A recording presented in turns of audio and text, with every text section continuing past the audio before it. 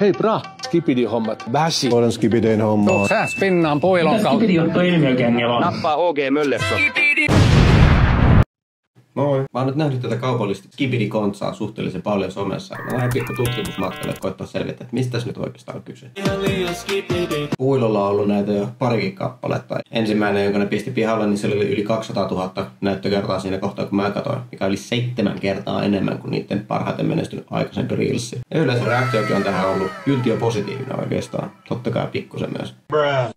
Mistä tämä kaikki nyt sitten on oikeastaan lähtenyt? Tämä skibidi-ilmiö on vuoden 2023 suurimman hitin, eli skibidi toiletin aikaan sama asia, mikä on niinku aika pitkälti vaan tämmöistä melua. Nämä videot on niinku tämmöisiä 20 sekunnin pituisia pätkiä, missä tämä skibidi toiletin pää tulee pöntöstä ja sit mölisee aivomätäkontsaa, eli brainrottia. Mitä se sitten oikeastaan tarkoittaa? Oxfordissa ne määrittelee sen seuraavasti. Henkilön henkisen tai älyllisen oletettu tilan heikkeneminen heikkolaatuisen tai haastamattoman sisällön liikakulutuksesta johtuen. Kuvaa myös jotain, mikä johtaa tällaiseen rappeutumiseen, eli aivomätä on niinku syy sekä seuraus. Tämä koskee erityisesti sosiaalisessa mediassa olevaa kontenttia. Tällaista, kun sä heiluttelisit avaimia vauvan edessä, mutta niin kuin somen nuorisolle. Että melu on tarttunut erityisesti anglofoniseen nuorisoon, missä he vahvasti luo tätä omaa kulttuuria sosiaalisen median ja internetin kautta. Erityisesti Z- ja alfasukupolvet on niin kuin tämän kontsan luojia sekä kuluttajia, ja se, että ne kutsuu sitä myös brainrotiksi, osoittaa tämmöistä aika häpeilemätöntä itseironiaa, minkä he kyllä ihan tunnistaa. Yksinkertaisimmillaan näitä videoita voitaisiin kuvitella alfasukupolven nuorisoslangin käyttämistä kaupallisiin tarkoituksiin. Skibidi-mainontaa. Ironia mainonnassa ei ole sinänsä uusi asia. Ennen 60-lukua, varsinkin Amerikassa, mainonta lähinnä keskittyi siihen, että mitä ne on ne tuotteen erityiset ominaisuudet. Ja oli mainostajien velvollisuus kertoa tyhmälle kansalle, että miksi tämä on hyvä tuote ja miksi sun kuuluisi ostaa sitä. Tämä on yleinen myyntistrategia edelleen. Mutta vasta 60-luvulla Doyle Dane Bernbachin mainos Volkswagenille Think Small oli aika iso uraurtava juttu, kun mainonta otettiin mukaan ironiaa, huumoria ja kritiikkiä. Se meni tosi vahvasti aikansa normeja vastaan. Bernbach oli käytännössä ensimmäinen mainosmies, joka valjasti tämmöisen massayhteiskuntakritiikin kaupallisiin tarkoituksiin vetoamalla ihmisen skeptisyyden ja manipulaation tunteisiin mainosalaa kohtaan. Hän loi niin sanotun antimainoksen, eli mainonnan tyyli, missä tämmöinen epäluottamus mainosalaa kohtaan käännetään luottamukseksi ja sit sitä kautta kulutukseksi, mikä on itsessään jo suhteellisen ironista. Mainos siis suhtautuu ihmisiin silleen, että ne olisi niin kuin messissä tässä jutussa.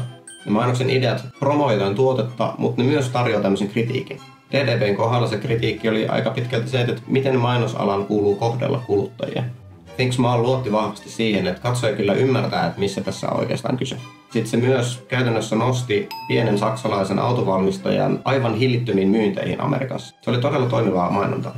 Mutta nyt sitten herää kysymys, minkä kritiikin tämä skibidi-mainonta oikeastaan tarjoaa meille? Tarjoaako se sellaista? Pitäisikö sen tarjota? Kaiken mun näkemän ja lukeman perusteella niin ei. Tämän skibidi-kontsan ytimessä on lähinnä ajatus ironiasta, huumorista. Asiasisältö on tosi yksinkertaista ja huomioarvo on todella korkeaa, se saadaan valtavalle yleisölle. Hei, tuu töihin meille. Yksinkertaisia viestejä. Tämä on brändeille vaan rohkeampi tapa saada enemmän huomiota ja sitä ne todellakin on myös saaneet. Lähinnä tämmöistä brändin hassuttelua somessa, mikä on mun mielestä aika ilahduttavaa. Suomessa meillä ei brändit oikein uskalla heittäytyä. Me ollaan hyvin vakavaa kansaa ja meidän brändit on myös hyvin vakavia. Joten tämä voisi olla askel silleen vähän ehkä autenttisempaan sekä heittäytyväisempään keskusteluun ja olemiseen somessa. Mä itse henkilökohtaisesti kuitenkin toivotan skibidi-mainonnan avosyleen vastaan 2 syystä. 1. Kun firmat heittäytyy, niin ne on avoimempi ja haavoittuvaisempi, mikä antaa paremman pohjan niiden haasteista keskustelemiseen. 2. Tää vitsi vanhenee tosi nopea. Kestävä viestinnällinen teema tää ei todellakaan oo. Mitä tällä skibidi-kontsalla oikeastaan sit saadaan aikaan? Ensisijaisesti vahvoja tunteita. Ja vahvat tunteet on mainonnallisen vaikuttamisen peruspilari.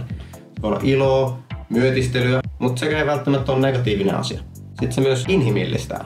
Tää skibidi-päristely luo tämmöisen aidon, autenttisen ihmiskokemuksen. Puuilo ei ole vaan enää jonkin sortin tavaratalo, vaan siellä on tämmönen herttainen setä, joka selittää näitä skibidi-juttuja. Se on aito ihminen. Tutkimusdata kumminkin puoltaa sitä, että tämmöisellä itsestään vitsailevalla kontsalla on positiivinen vaikutus ihmisten brändikokemukseen. Se merkittävästi vähentää ihmisten brändin välttelyä. vähentää skeptisyyttä, lisää luottamusta, uutuusarvoa. Käytännössä se nostaa brändin takas pinnalle positiivisella tavalla. Kun brändi puhuu tälleen itse ironisesti, niin se koetaan tosi helposti rehellisenä.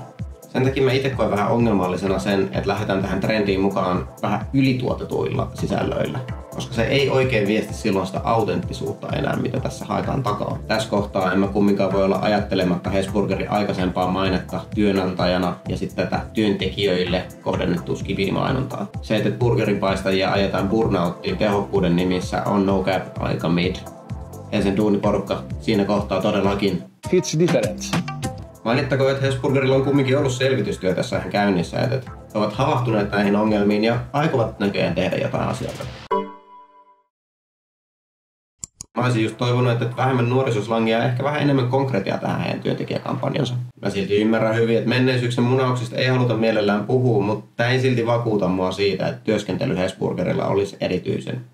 Sinänsä kansan huvittuneet reaktiot on onnistuminen itsessään ja moni nuori ottaa tämän positiivisena vaikkakin kömpelönä yrityksenä päästä heidän maailmaan sisäänsä. Tämä Hesburgerin kampanja on tästä hyvä esimerkki. He ei kumminkaan pyri saamaan yli 30-vuotiaita sinne duuniin, että kohdennus tässä nyt on ainakin oikein. Mutta sitten kuinka onnistunut tämmöinen ironinen mainonta on? Data näyttäisi olevan se, että siinä on merkittävästi hyötyä ja suurin hyöty on valtava huomioarvo. Mutta ainakin mitä oltiin tutkittu printtimediassa, että jos käytetään tämmöistä itseironista läppää, niin se on valtava huomioarvo, mutta se ei oikeastaan lisää vakuuttavuutta. Eli se pitää kovaa melua, mutta meneekö se viesti perille silleen kun halutaan, niin ei ole ihan täysin varmaa. Yleisesti voidaan todeta, että nuorison reaktio heidän slanginsa käyttämiseen mainonnassa on positiivinen. Myös vanha viisaus siitä, että on vain positiivista näkyvyyttä, sinänsä on totta.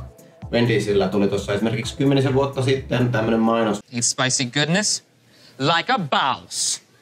Reaktiot siihen oli vahvaa myötähäpeää, mutta se, että mä puhun siitä edelleen herran vuonna 2025, tarkoittaa sitä, että se on jäänyt mulle mieleen. Ja se ei ole silti vaikuttanut mun käsitykseen Wendysistä mestana negatiivisesti. Mutta vaikka tämä on asia, mikä niinku koetaan lisäävän autenttisuutta, niin mä silti sanoisin, että se asia ei ole ihan näin yksinkertainen. Et autenttisuuden ja semmoisen tietyn tuotantoarvon kohdalla on tämmöinen skaala. Mitä suurempi tuotantoarvo sillä on, niin sitä niinku epäautenttisemmaksi se muuttuu. Se ei ole enää aitoa. Autenttisuus on asia, minkä ihmiset haistaa yleensä aika hyvin, vaikka ne ehkä tietoisesti sitä tee. Paljon vaikeampaa sanoa, että mikä tässä kohtaa tekee tästä epäautenttista, mutta ihmiset kyllä kokee sen. Puuilon kohdalla se, että se on käsivaralla kuvattu juttu, missä tämmönen herttainen vanha setä, joka on selkeästi aito työntekijä, hänellä on pelit, pensselit, avaimet sun muut, se tekee tästä autenttista. Sen sijaan Hesburgerin kohdalla tämä on tosi harkittu kampanja, mikä on tehty ammattikuvausryhmän kanssa. Ja jos mun tiedot ei ihan ole täysin väärät, niin tämä henkilö, joka tässä myöskään esiintyy, ei ole Hesburgerin työntekijä, vaan näyttelijä. Ei siinä, sympaattinen kaveri hänkin, mutta se silti nostaa taas mun skeptisyysmittareita siihen, että kuinka rehtiä tämä viestintä oikein on.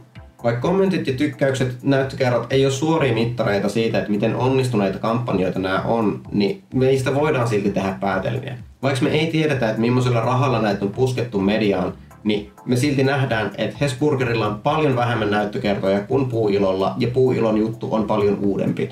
Nämä on niin isoja eroja, että näitä ei voi enää pelkästään mainosteknisillä asioilla selittää. Mutta Hesburgerin ylituotettu esimerkki ei todellakaan pahimmasta päästä.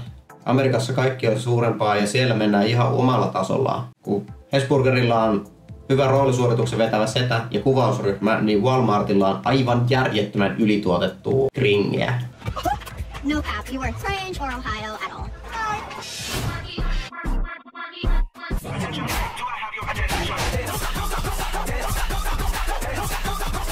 Ratsastetaan nuorisoslangilla ja aika tämmöisellä queer-coded teemalla, missä myydään lähinnä pelkällä estetiikalla kamaa lapsille. Suhteellisen epäeettistä, varsinkin kun arvot ei myöskään kohtaa ollenkaan. Walmart on lahjoittanut $1 miljoonaa erilaisille poliitikoille, jotka vastustaa ihmisen oikeuksia rauhassa homoilla. Onneksi. In Finland, we homo. Mitä tästä nyt sitten oikeastaan pitäisi olla mieltä? Lähtökohtaisesti tämä skibidikontsa on tosi toimivaa markkinointia. Se tekee brändeistä uskottavampia, inhimillistää niitä sekä vähän tekee niistä autenttisemman ja aidomman tuntuisen. Että se ei ole enää niin kaukainen asia. Siellä on aidot ihmiset duunissa. Ongelmalliseksi tämä muuttuu siinä kohtaa, kun se on vain pintapuolista päristelyä, missä ei ole oikeastaan mitään aitoa kosketuspintaa siihen nuorisoon, jota he koittaa tällä viestinnällä kalastella.